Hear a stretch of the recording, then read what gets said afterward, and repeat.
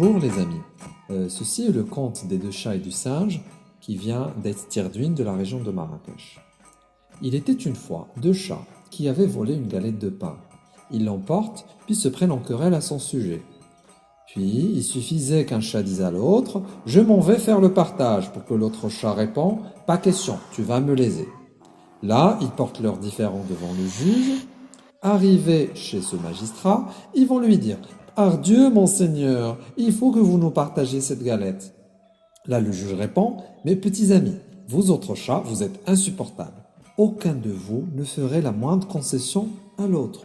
De toute façon, il faut que vous portiez cette galette au singe, c'est lui qui est le spécialiste des parts successorales et qui partage les héritages. » Donc là, les deux vont l'apporter à celui-ci et ils vont lui dire « S'il vous plaît, il faudrait que vous nous partagiez cette galette équitablement. » Là, le singe s'écrie « Vous autres chats, vous ne vivez décidément que de rapines.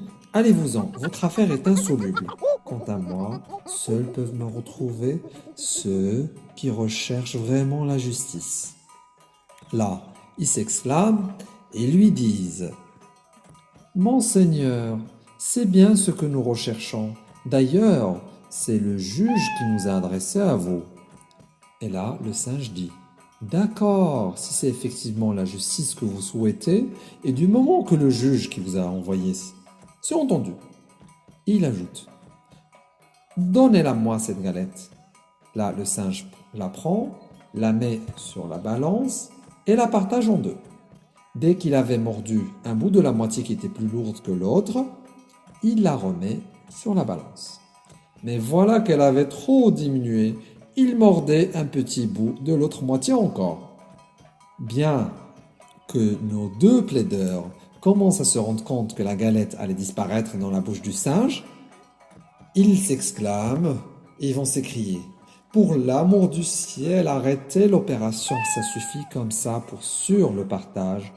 On le fera bien nous-mêmes. » C'est ainsi que mon histoire est terminée. Elle a été contée par Abdeslam Oulhassan Neid Bram en novembre 1950. Et s'il n'est pas mort, c'est qu'il existe encore. Et moi, je suis resté avec les gens du bien.